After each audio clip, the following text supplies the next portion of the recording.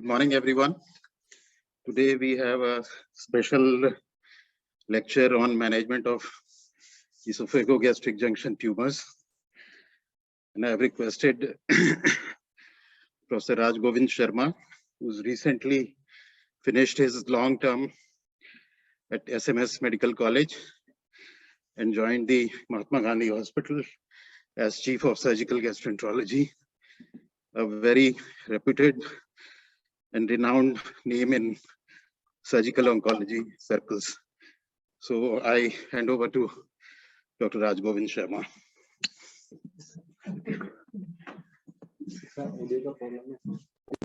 हमें वहां दिख जाएगा जब बाद में क्वेश्चंस के लिए तो इसको डिस्कनेक्ट कर देंगे.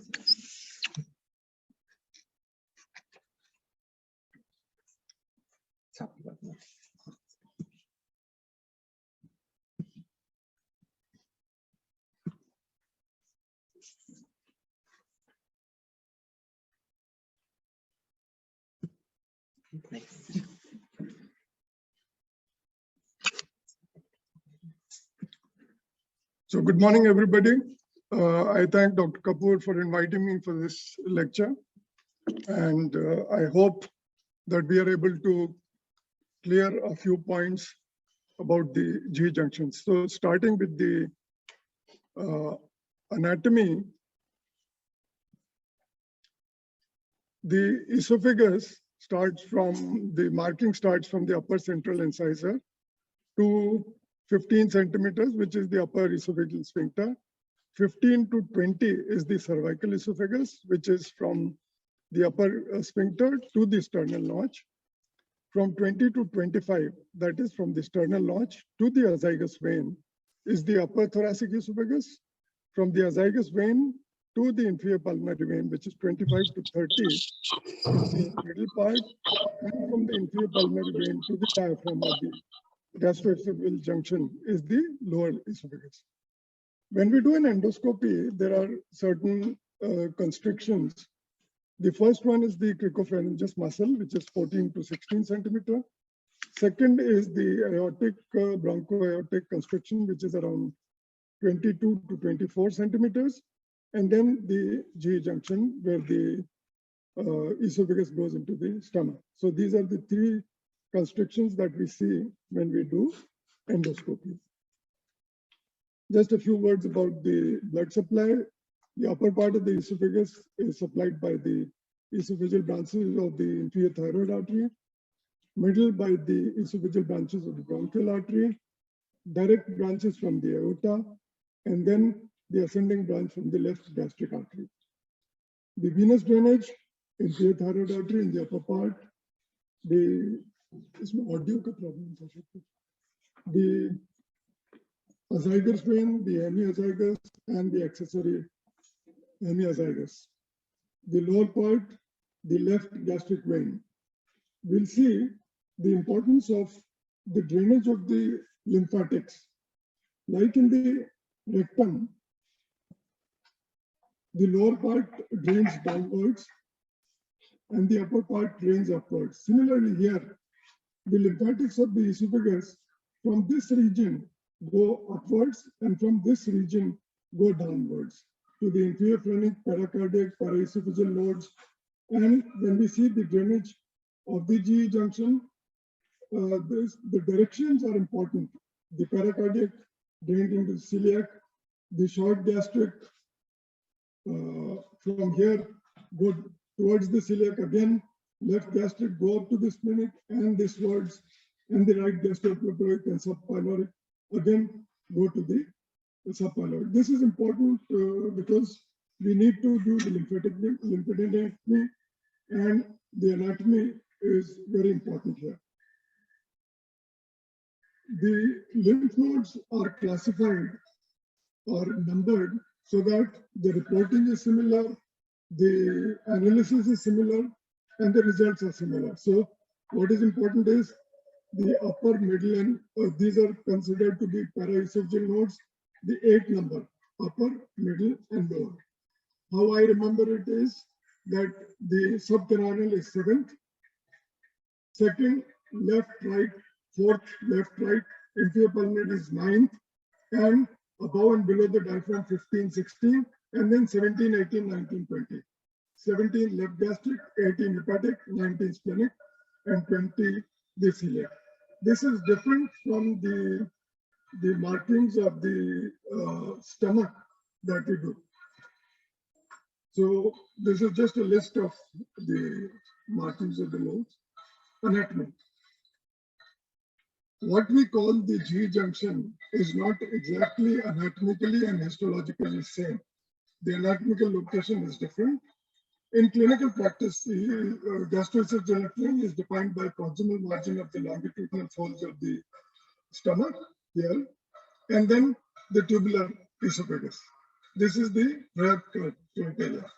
And the distal limit of esophageal longitudinal or the palisading vessels are taken by the Japanese criteria. Now, it is very important that we know the Sievert's classification. Means what exactly?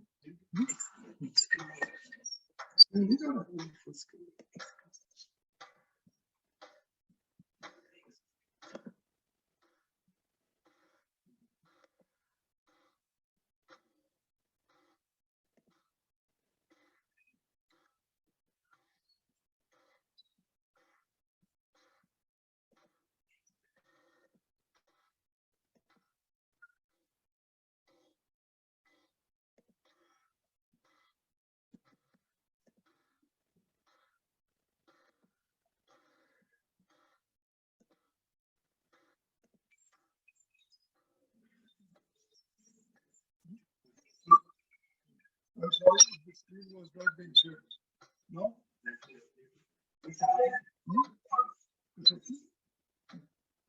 So, why is it important to classify what is level 1, the type 1, type 2, and type 3? Because, like in the rectum, we see that with the change of the area, the change of the location, the prognosis, the treatment, and the histology, everything changes. Similarly, in the G junction also, what we consider to be the type 1 is 5 centimeters to 1 centimeter from the G junction is the type 1. 1 centimeter proximal and 2 centimeters distal to the G junction is the type 2. And from 2 centimeters to 5 centimeters is the type 3. This is very important. Now, if supposing a tumor is starting from here and going down here, how do you say whether it's 1, 2, or 3? So we take what is known as the epicenter, tumor epicenter. Supposing this is the tumor and this is the center of the tumor. If this is located more than 5 centimeters beyond, then it is 3. If it within 2 centimeters is 2. And so what is important is the tumor epicenter. You have to see where this is located. This will determine whether it is type 1, 2, or 3. Now, there are various classifications, the Sievert's, the AJCC, the Japanese classification. And Sievert's we already discussed, 1 to 5 centimeters, within 1 centimeter above and 2 centimeters below. 2 to 5 centimeters below the esophageal gastric junction is the type 3. Whereas AJCC, UICC, and TNM within 2 centimeters proximal or distal to the C junction. In gastric, more than 2 centimeters, anything more than 2 centimeters would be gastric cancer. In the Japanese classification, a tumor less than or equal to 4 centimeters diameter with an epicenter located within 2 centimeters of the junction, whether adenocarcinoma or squamous cell carcinoma, is classified as G junction tumor. Always we hear this, that the adenocarcinoma is going down and the squamous cell carcinoma is going down and adenocarcinoma is going up. This is true for the West, but not in the East. Here, the statistics show that it is almost the same. So where we stand, whether we are in the East or West, that has to be determined by local studies. So this is okay that we say the adenocarcinoma is going up, but in our country, whether this is going on, we still don't know. For the various risk factors, it has been seen that people who are men who are on estrogen for prostate cancer have a reduced risk. White men have a higher risk. Higher education is reduced risk. Increased risk in certain occupations like gardeners, transport workers, bricklayers, and chemical processors. Physical activity, as is well known, reduces, it has the protective action. Meat and fat consumption doubles the risk. Obesity is associated with a certain amount of increased risk, or mostly for adenocarcinoma. Smoking, yes. G junction reflex, more in adenocarcinoma, and H. pylori, which enhances the risk of non-cardiac gastric cancers, but reduces the risk of cardiac cancers. Is there any difference between squamous cell carcinoma and adenocarcinoma? Yes. The etiology, obviously, squamous cell carcinoma, tobacco use, alcohol use. Adenocarcinoma, Barrett's esophagus, and reflux. Obesity, more so for adenocarcinoma. Poverty, achalasia, caustic injuries, tylosis, Plummer-Vinson syndrome, history of head and neck cancer, and history of breast cancer when treated with radiotherapy, all with squamous cell carcinomas. But is there any difference between adenocarcinoma and squamous cell carcinoma? Adenocarcinoma is more likely to present with metastatic disease. Median survival for adeno is better than squamous cell carcinoma. But when it is metastatic disease, there is no difference. And from our point of view, adenocarcinoma and squamous cell carcinoma are treated as the same. This is the American following. Just a few things about the signs and symptoms of esophageal malignancies: dysphagia, weight loss, bleeding, epigastric or retrosternal pain, bone pain in metastatic disease, hoarseness of voice because of involvement of recurrent laryngeal nerve, persistent cough, or anybody who comes from with a history of intractable coughing, or the moment he has something to drink, he starts coughing violently. Consider that to be a tracheoesophageal fistula. Findings, there might not be anything. He might be just emaciated. There might be hepatomegaly with hepatic mets, or lymphadenopathy, which might be in the cervical or the supraclavicular area. How do we reach a diagnosis? What do we do? Basic CBC and the comprehensive metabolic panel. Imaging studies. Endoscopy and biopsy. From our point of view, we were told that barium study is very sensitive for strictures, interluminal masses and everything. And obviously, endoscopy is an interventional procedure. Barium swallow easily available. So wherever endoscopy is not possible, first a barium swallow, then endoscopy and biopsy.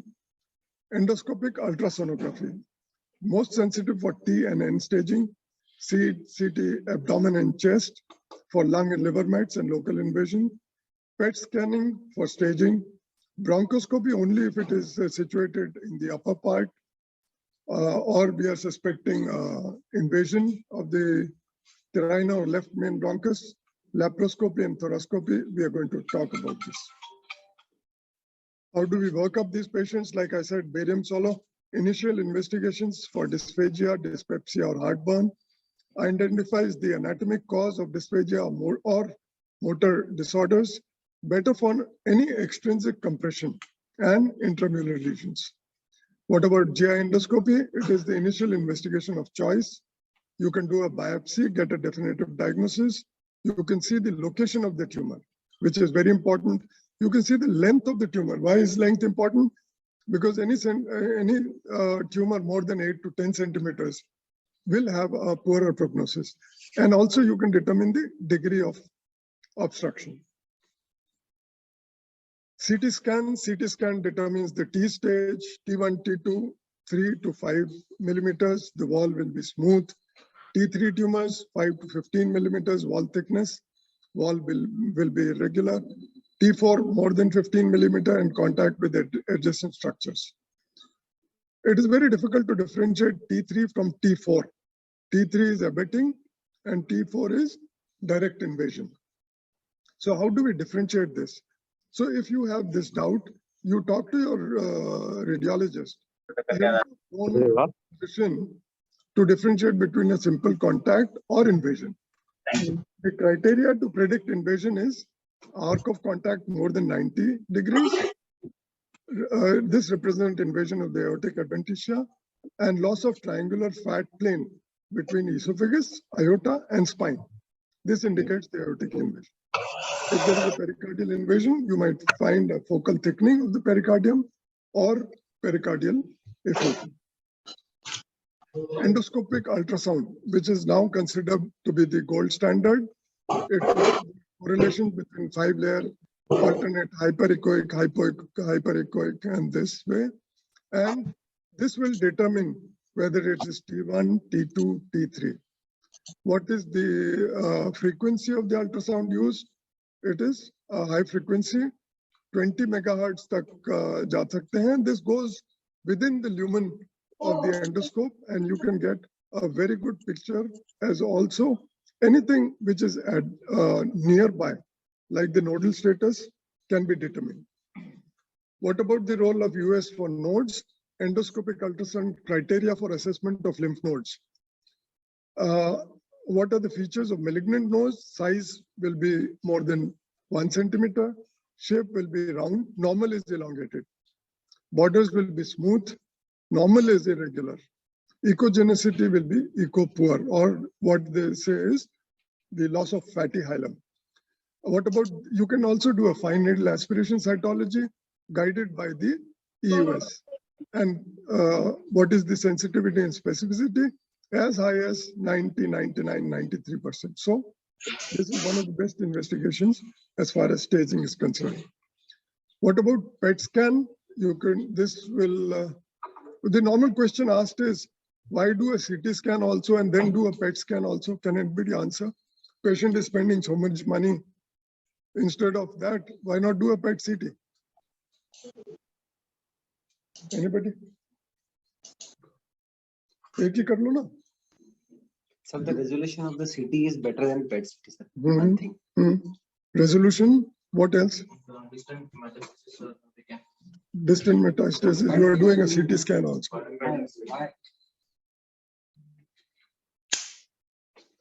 Anybody has seen the PET scan? Routine CT होती है वो नहीं करते. One is the slices that you cut in a PT. Resolution is not as high, so you won't know. Another thing, when you see a PET scan, the whole thing lights up. So your differentiation between T1, T2, T3, esophageal nodes, anything, that will not be. So if you need, you also need a high resolution CT scan. So also for evaluation of treatment response, restaging, prognostication, and tumor recurrence. Bronchoscopy, like we said, if it is higher up. What about the lymph node staging, which is the best investigation? CT, EUS, or EUS FNAC. So EUS FNAC is the best investigation. What is the role of thoracoscopy and laparoscopy and peritoneal washings? It detects occult mets, especially in 2 and 3. Positive peritoneal cytology has a poor prognosis and is considered to be M1. Any T3N plus should be considered for laparoscopy staging and peritoneal washing. We have had a case where we opened the chest, did the mobilization, went into the abdomen, turned the patient, went into the abdomen, and found inoperable disease. So such things do occur. Now, staging. So what is important is T1 is divided into A and B. A is lamina propria and muscularis mucosa. B is submucosa. 2 is muscularis propria. 3 is adventitia. And again, we talked about 4A and 4B. 4A is still operable, pleura, pericardium, zygous, diaphragm, and peritoneum. And B is aorta, vertebral body, or airway invasion.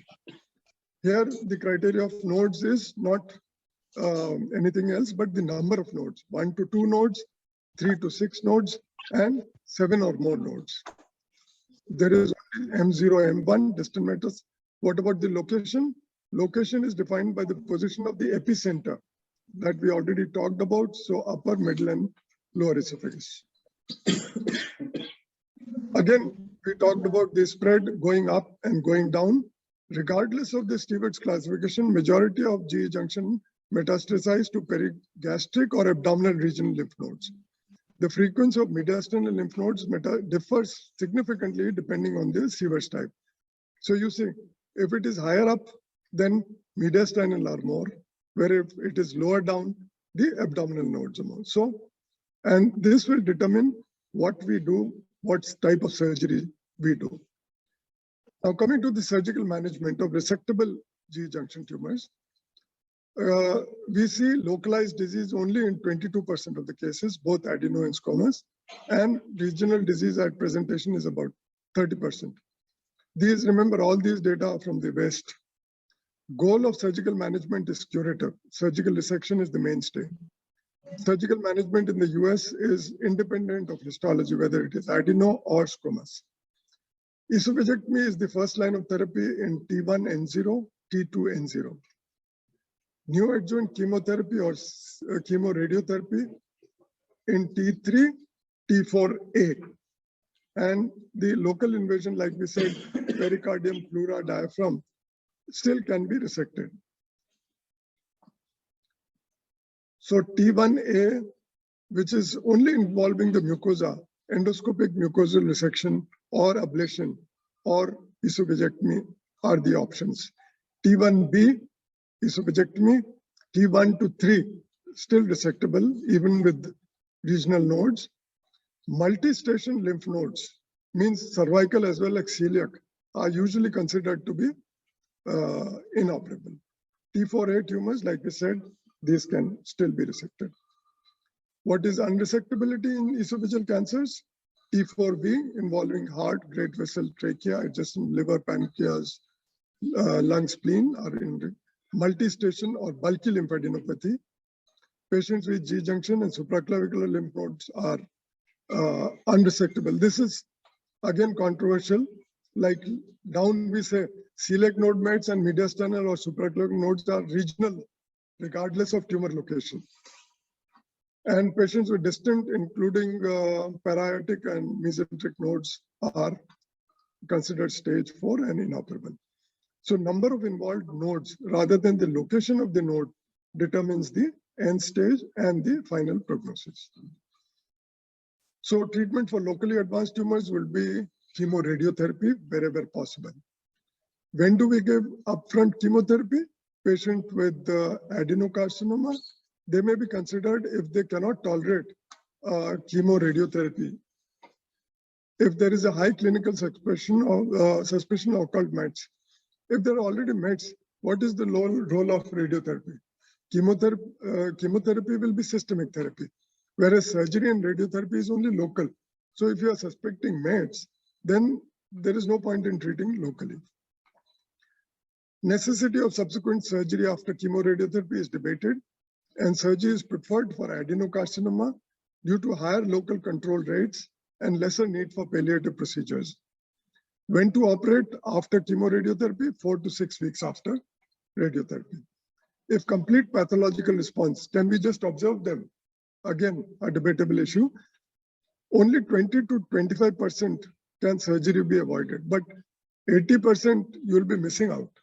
So that to identify is very difficult. It's not possible.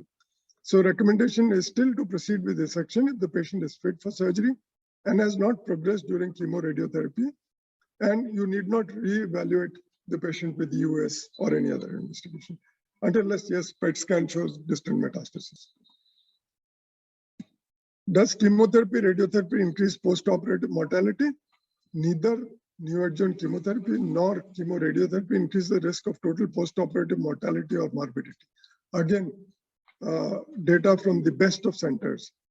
However, subgroup analysis suggested neoadjuvant chemoradiotherapy for squamous cell carcinoma had elevated risk for post-operative mortality relative to those treated by surgery alone. The patients have to be evaluated as a whole. Their nutritional status, their performance status, everything has to be considered. You can't just say the literature says no morbidity, operate. What are the relative contraindications to esophagectomy? Advanced age, comorbid conditions, because diabetes, hypertension, asthma, pulmonary complications lead to a lot of cardiorespiratory complications, leakage, reoperation rates are higher, wound infections, and even mortality. And it is said that obesity is not associated with an increase in overall morbidity, but you have to see for your own center. How do we are just saying, give chemotherapy, give radiotherapy. What is the basis of all this? So certain trials have been done. One is the CROSS trial, which compared preoperative chemoradiotherapy for esophageal. It said surgery alone versus chemoradiotherapy or surgery, which is better. So it has shown that chemoradiotherapy is better with surgery is better than surgery alone. And that is why we are doing wherever possible chemoradiotherapy. Again, difference between squamous cell carcinoma and adenocarcinoma. Yes, squamous cell carcinoma has a better response and survival as compared to adenocarcinoma with chemoradiotherapy. There are other trials like the MAGIC, ACCORD. Whether the results are clear? No. Both trials included gastric tumors and junction tumors. The CROSS trial, only patients with esophagus and junction tumors are treated. There is a trial, POET trial, where only junction tumors were included and randomly assigned to pre-op chemoradiotherapy, oblique pre-op chemo only.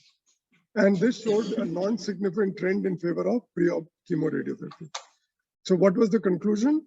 Preoperative chemoradiotherapy, 5 courses carboplatin paclitaxel with 41 days of concurrent radiotherapy is safe and has significant increase in overall survival with both adenocarcinoma or squamous cell carcinoma of junction or esophagus.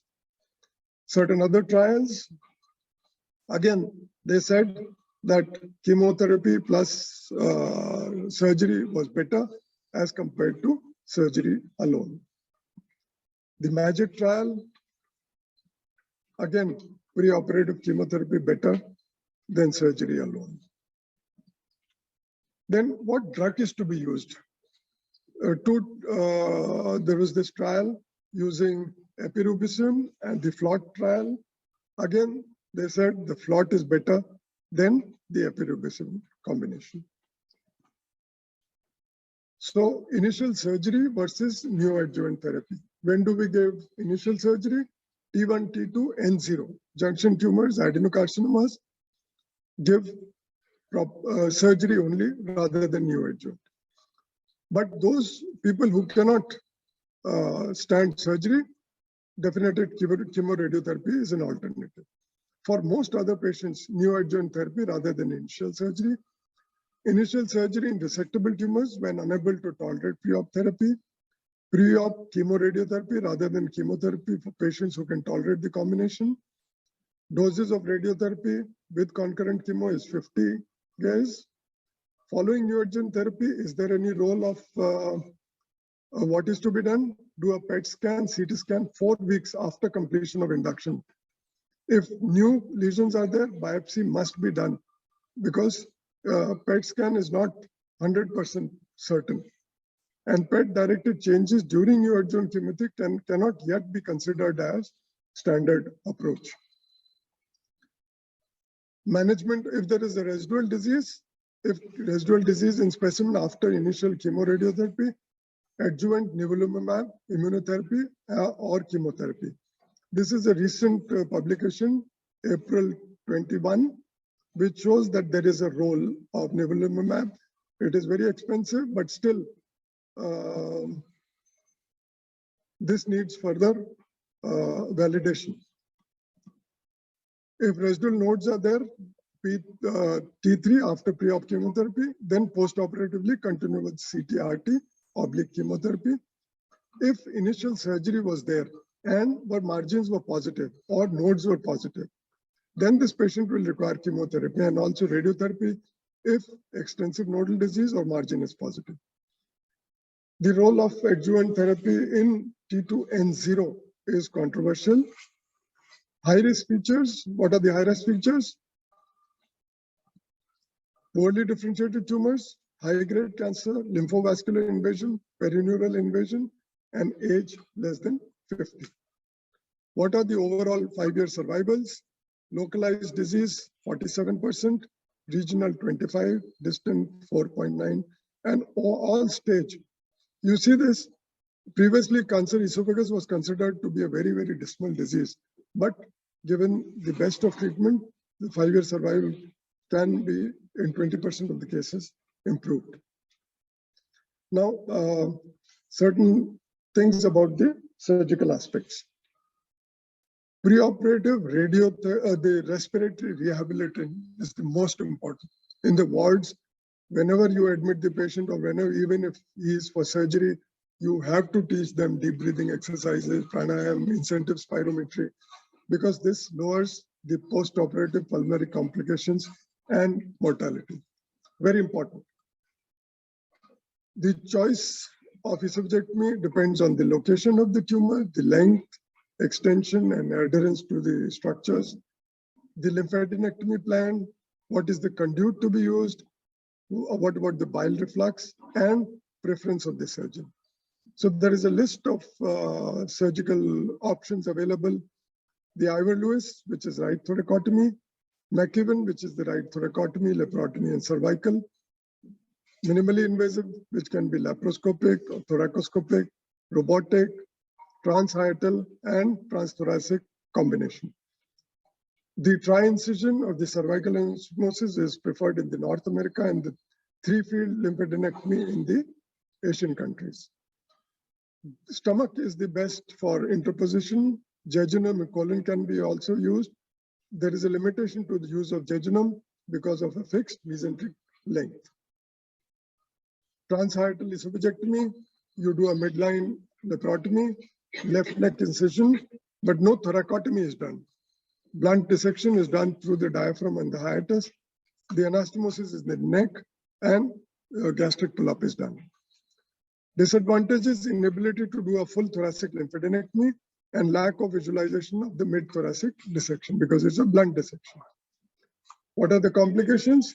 In hospital mortality, anastomotic leak, atelectasis, pneumonia, intrathorax hemorrhage, recurrent laryngeal nerve paralysis, chylothorax, and tracheal laceration.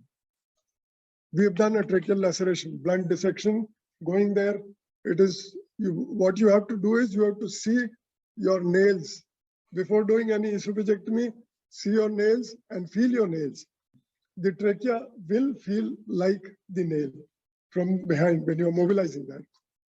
If you think it will be solid all around and you put your hand, you go into that. Everybody must have made that thing. We've already done that and had to get it repaired. Ivor-Lewis transthoracic esophagectomy for lower third, but not for the middle third. Laparotomy, right thoracotomy, intrathoracic anastomosis.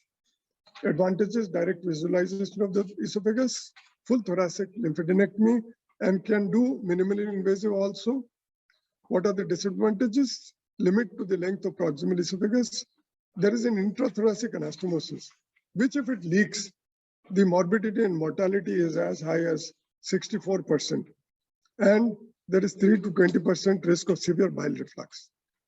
So prospective comparisons plus at least one meta-analysis suggests similar long-term outcomes compared to the transhiatal esophagectomy.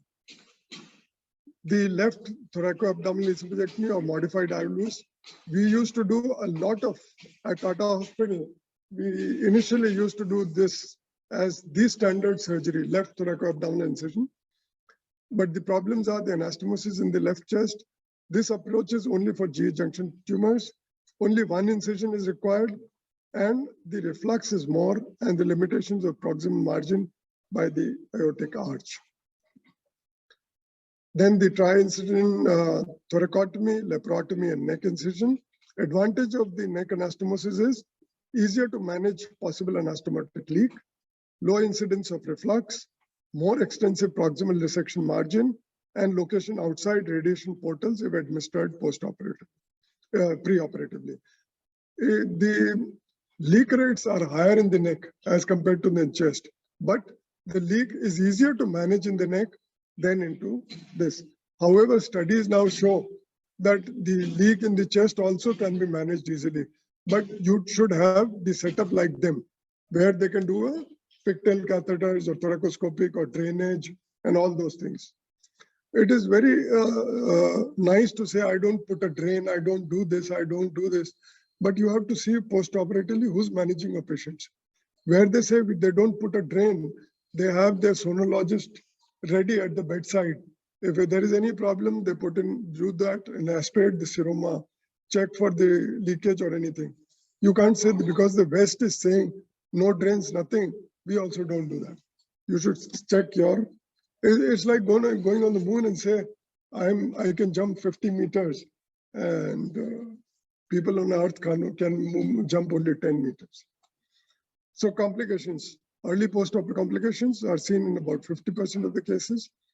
Intraoperative mortality and morbidity, pneumonia, aspiration, pulmonary embolism, anastomotic or conduit leak, sepsis in the setting of a conduit leak, empyema, ischemic bowel, ischemic necrosis of the conduit.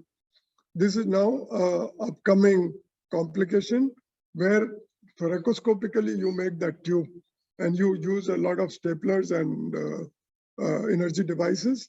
And this is a new complication and bleeding. So regardless of the approach for G-junction, complete R0 resection is a must. A 4 centimeter distal gastric margin and a 5 centimeter esophageal margin is necessary. How many nodes are adequate nodes? 15 nodes are necessary. You have to be very careful about your pathologist. Who will tell you about your surgery? Your pathologist. They will ring up and say, your margin is positive. They will ring up and say, your nodes are inadequate. You have not done an adequate surgery. So 15 nodes are necessary. Solely a transabdominal approach is not accepted in distal esophagus due to difficulties in getting a negative margin. I have palpated the esophagus. There is nothing there. Sir, yahin se kar do anastomosis? No, right? Operative approach for the junction cancer is based on various trials, the Dutch trial and the Japanese trial. The authors concluded that given the greater hazards associated with extended transthoracic resection, it could only be recommended for patients with type 1 and not type 2 tumors. And the Japanese trial, the authors concluded that the left thoracoabdominal could not be recommended for type 2 and type 3 tumors. Based on the results of these, the surgical approach is summarized as follows. Sievert's type 1, transthoracic esophagectomy, partial gastrectomy, two-field lymphadenectomy. Lymphadenectomy to assess stage and response to neoadjuvant treatment with minimal added risk in morbidity and mortality. Other reasonable options again are transhiatal esophagectomy. For type 2 and type 3, total gastrectomy with transhiatal resection of the distal esophagus with lymphadenectomy of the lower mediastinum and an extended lymph node dissection, including hepatic, left gastric, celiac, splenic, and splenic hilum. Convert transhiatal or transthoracic if the margin, proximal margin, is positive at frozen. So always check your specimen on table. The moment you take it out, cut it open, somebody has to check it, send it for frozen section. So in this way, Sievert's type 1, total esophagectomy and partial gastrectomy plus lymphadenectomy. Type 2 and type 3, lower esophagus and total gastrectomy with a total lymphadenectomy. Minimally invasive approach can be done, Ivor-Lewis can be done. You can do a VATS assisted or thoracoscopic or laparoscopic, whichever way you want. One of the reports says MIS was associated with 18% lower 5-year all-cause mortality compared with open, and comparable survival between minimally invasive, robotic, and open. So both minimally invasive and robotic had higher median lymph node yield than open. What is REMI? Robotic associated minimally invasive thoracolaparoscopic esophagectomy. It is considered to be fewer complications, faster functional recovery, and better short-term quality of life. For now, NCCN guidelines say regard minimally invasive surgery as an acceptable approach for esophageal cancer. This should be only attempted by qualified surgeons. It has a very steep learning curve, high learning associated morbidity, and outcome improves with experience. Everybody remembers his first few cases, how nervous he was, what complications he has caused, who is responsible for that. We have to do an introspection. It is very easy to say, I will do minimally invasive surgery, but you remember your first few days and see who's paying for it. The patient is paying for the complications, not in terms of finances, but in terms of morbidity and mortality. Relative contraindications to thoracoscopic surgery: inadequate pulmonary function, extensive pleural adhesions, prior pneumonectomy, bulky tumors, and locally infiltrative tumors. What is circumferential resection margins? The Americans and the UK, they have different criteria. Here they say esophageal cancer at the resection margin. Here they say within 1 millimeter of the resection margin. Overall 5-year mortality rates were higher for patients with positive margin compared with negative margin. And margin between 0.1 and 1 mm had a significantly higher 5-year mortality compared with more than 1 millimeter of resection margin. So margin negative is a must. What is the extent of lymphadenectomy? How many nodes to be removed? We said 15. As many as possible. More means more accurate staging, better survival. Does it really mean more? 3-field lymphadenectomy followed in the Asian countries, 2-field followed in the US. Is local control or survival improved? In the United States, 3-field is not considered a standard treatment. If lymph node dissection is not done, if you're doing 2-field, then if you see any nodes in the other areas, sampling is a must to stage and see the response to neoadjuvant therapy. What about the anastomosis? Is hand swing better than stapled anastomosis? Is a single layer better than double layer? Is a circular better than linear? Hybrid better than stapled? What is the rate of anastomotic leak? They are similar. But remember, stapled anastomosis is a higher rate of stricture in the neck. So what do you do for this? The modified collar technique, which is the hybrid linear staple technique. Fewer cervical wound infections, statistically a similar leak rate, but require fewer anastomotic dilatation. What is modified collar technique? It is bringing the stomach and to parallel together, firing one stapler like this, another stapler like this, and another stapler. So it requires more staplers. Also requires more length of the stomach to come in the neck to be able to do this, but lesser amount of stricture rate and dilatation. Cervical versus thoracic anastomosis. When standardized techniques are used, no difference in pulmonary complications, post-operative, perioperative mortality, benign stricture formation, recurrence, 5-year survival, but they need post-operative endoscopic dilatation in cervical anastomosis. Cervical anastomosis has a higher leak rate, higher recurrent laryngeal nerve injury, but there is less contamination and less morbidity. How can we prevent recurrent laryngeal nerve injury? Knowledge of the anatomy. It is seen in 2 to 17% of the cases. The plane of dissection as close as possible to the esophagus and avoidance of metal or rigid retractors at the junction. Your assistant has to be very gentle, not a very vigorous, trying to overzealous retraction. What is the choice of the conduit? I always prefer the stomach, robust blood supply. Due to the ease of preparation, blood supply, sufficient length. Alternate conduits, colon and jejunum. Jejunal feeding tube must for all patients, provide nutritional support. If supposing preoperatively the patient comes in a dilapidated condition, I think preoperatively also you should put in a tube and then send for chemoradiotherapy. And where do you put it? You say put it 40 centimeters distal to the ligament of Treats. What is the role of pyloroplasty and pyloromyotomy? This has been challenged. Again, you see, they say there is no difference if you don't do this. If the patient has a gastric outlet obstruction, we are going to do the dilatation. But can our patients come for regular dilatation? Can our patients afford to have regular dilatation? So lower risk of gastric outlet obstruction with the pyloromyotomy.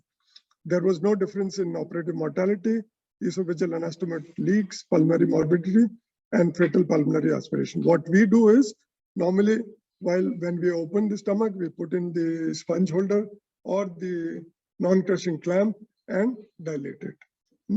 That we normally do. How do we manage post-operatively? Enteral feeding started on the second post-operative day, advanced slowly to fifth day. Barium swallow, some people do it, some people don't on the seventh day to evaluate for leak.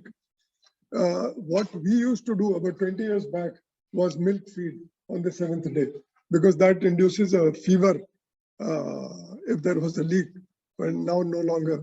Nasogastric tube till barium demonstrated no anastomotic leak. Minimal liquid diet for 2 weeks. Early oral feeding has some advantage. Some people say role of beta blockers, but prefer not to use routinely beta blockers for patients who have a minimally invasive esophageectomy, since their risk of atrial fibrillation is low. Thromboprophylaxis, yes, use subcutaneous heparin and pneumatic boots whenever indicated. Quality of life is determined by the post-operative complications. If the patient has had post-operative complications, the patient will have long-term difficulty like dyspnea, fatigue, eating restrictions, and everything. So to summarize, dysphagia or persistent heartburn, upper GI endoscopy, multiple 6 to 8 biopsies. If it is malignant, CT scan, lower neck, thorax, abdomen. Bronchoscopy if it is in the upper. Nutritional support, again, nutritional support, very important. Pulmonary physiotherapy, very important. Optional procedures, EUS, PET scan. If it is localized disease, surgery, unfit for surgery, radiotherapy, chemotherapy. If it is R0 dissection, nothing. If R plus or margin positive, post-operative artery, loco-regional advanced T3 or T4, then all your neoadjuvant chemoradiotherapy, metastatic disease, various options available, even trastuzumab, and some role of aspirin also is coming. So thank you very much.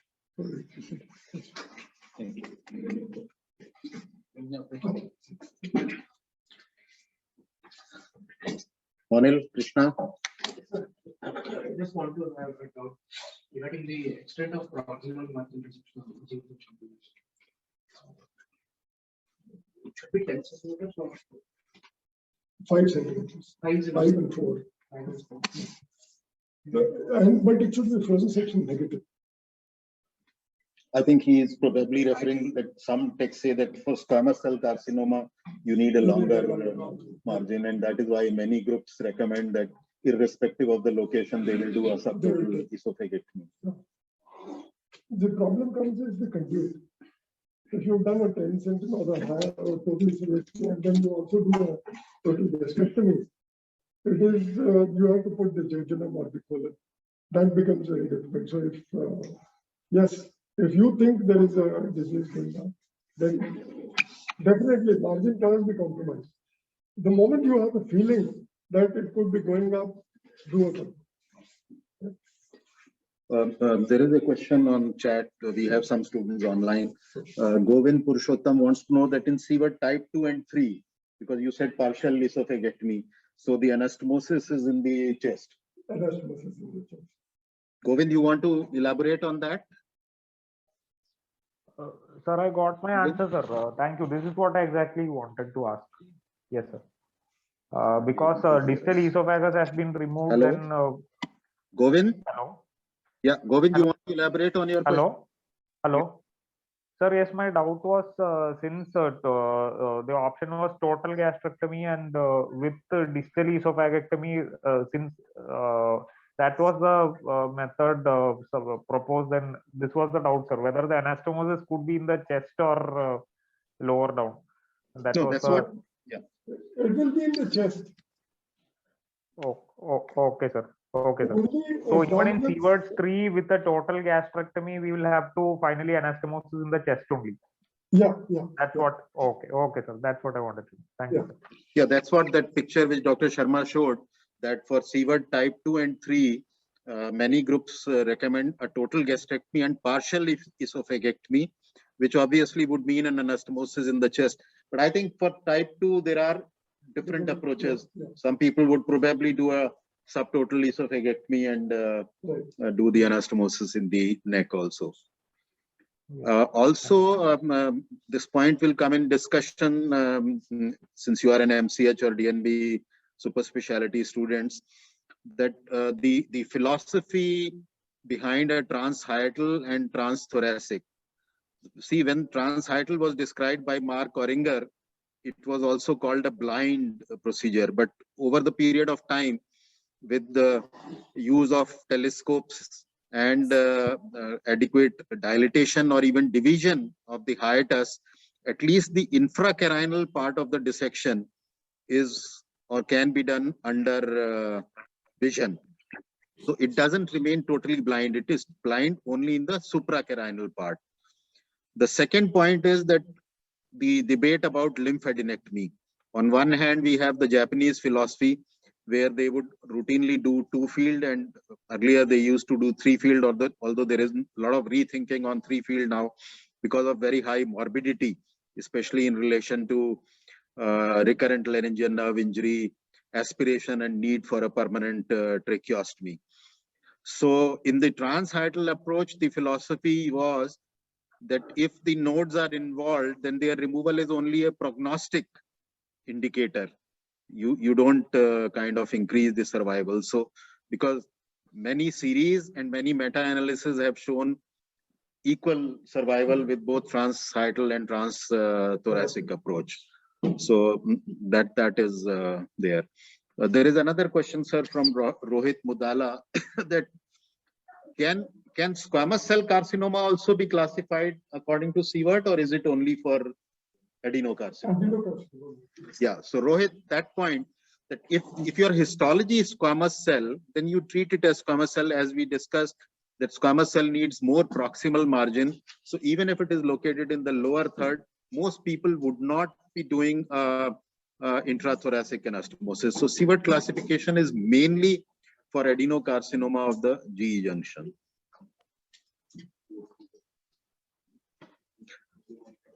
This you mentioned, Dr. Sharma, about the circumferential margin, either clear or 1 millimeter.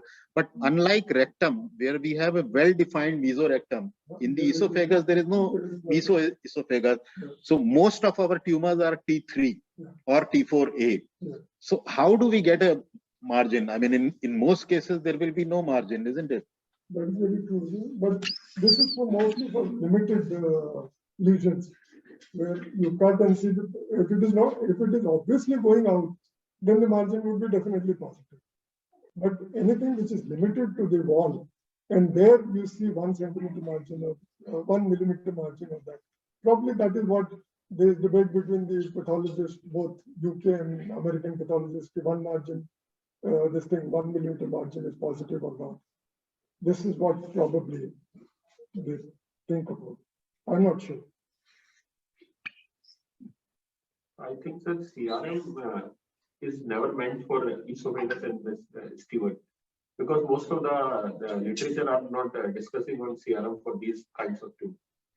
As sir has rightly said, that because we don't have mesoesophagus, so they can't comment.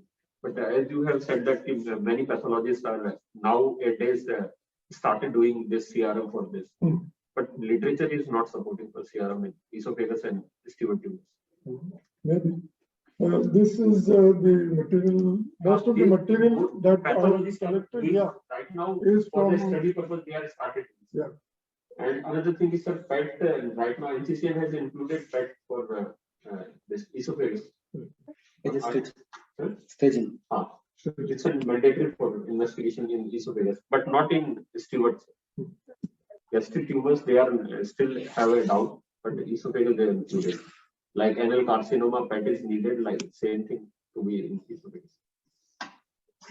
Govind again wants to know that are we justified in doing transhiatal for severe type 2 and type 3, since we will then have a required 4 centimeter distal margin and require 5 centimeter and more of proximal margin, and difficult intrathoracic anastomosis can be converted into a cervical anastomosis. Yeah, as we discussed that for type 2 at least, there are groups which would do a transhiatal, which means a subtotal esophagectomy and a cervical anastomosis. As Dr. Sharma already said, that the incidence of leak is more in cervical anastomosis as compared to thoracic, but a cervical anastomosis leak is easier to manage, almost never causes major morbidity or mortality unless it trickles down into the mediastinum, causing mediastinal sepsis.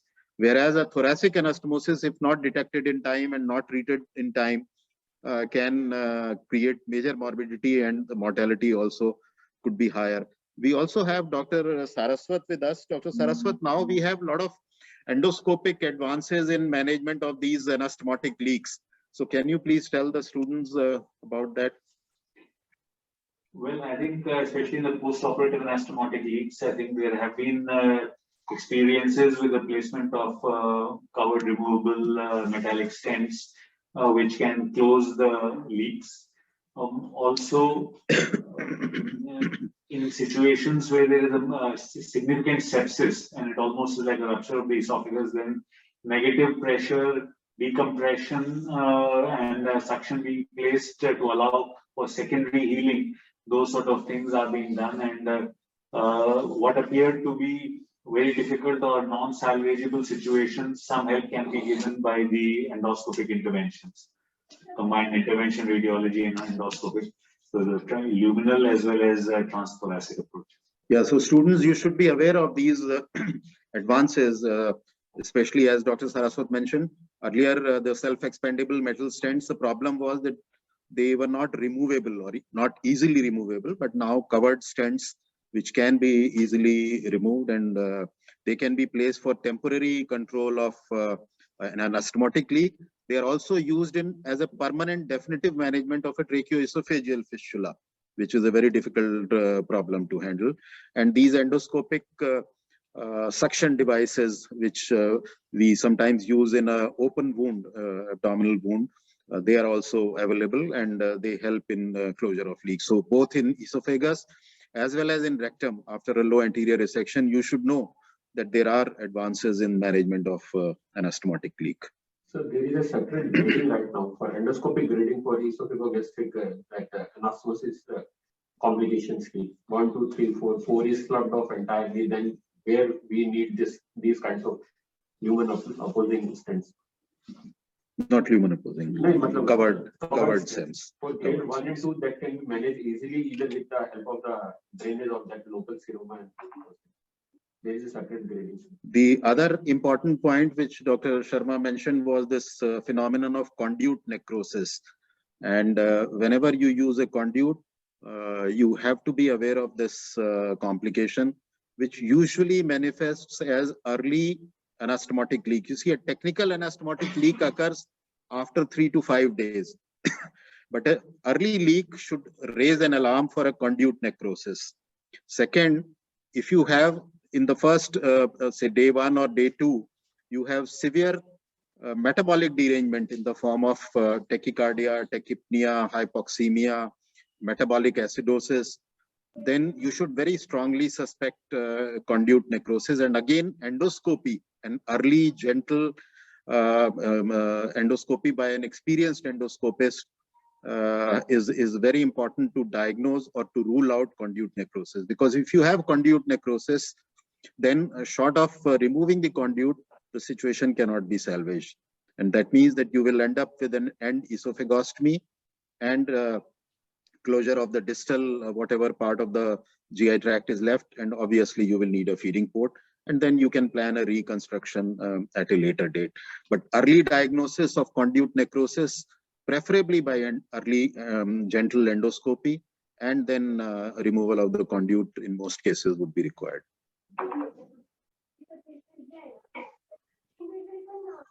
Any other question from any of the online students? Otherwise, we can close. Anything else you want to? What is the percentage response to neoadjuvant therapy? It is in terms of survival difference, 5 months or 10 months or this way. That statistics is there. I don't remember that, but definitely it is significant. 36 versus 26 months. How many of them, all patients respond? And like how many, what is the proportion that will respond? That's what I want. I don't exactly know the In cross, when they documented that the survival, overall survival difference is more than 8 to 10 months. 33 versus. No, what 36. Shashwat wants to know is the response rate. Response rate varies in trial to trial. It also varies depending on the histology.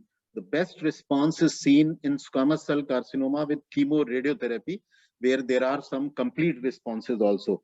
And that debate which Dr. Sharma already mentioned, that whether you can stop at that or whether you still operate, there are different philosophies. Some people feel that these are the patients who will have the best survival if you operate upon them, even if there is no residual disease.